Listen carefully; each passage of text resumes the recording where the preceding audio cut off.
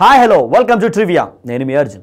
And ఈ రోజు నేను మీ అందరి ముందుకు తీసుకొచ్చిన ట్రివియా టాపిక్ ఏంటంటే, నందమూరి బాలకృష్ణ అంటే ఒక లెజెండరీ యాక్టర్, సీనియర్ ఎన్టీఆర్ గారి నట వారసుడని మనందరికీ తెలిసిందే.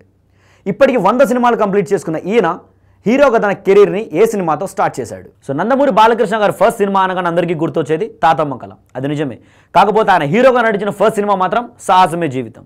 సో స్టోరీలోకి వెళ్తే బేసిక్గా సత్యం అనే ఒక మిడిల్ క్లాస్ లెక్చరర్ కుమారుడైన రవి ఛాయ అనే తన క్లాస్మేట్ని ప్రేమిస్తాడు.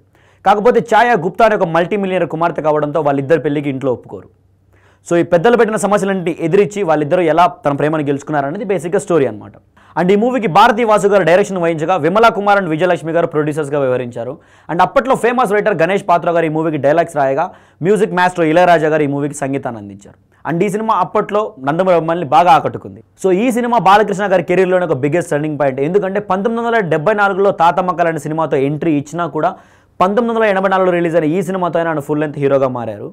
అంతకు ముందు ఆయన చేసిన రామ్ రహీం, అక్బర్ సలీం అనార్కలి, దానవీర శూరకర్ణ వంటి గొప్ప సినిమాలు చేసినా కూడా ఈ సినిమాతో ఆయన సోలో ఫుల్ లెంత్ హీరోగా మారిపోయారనమాట.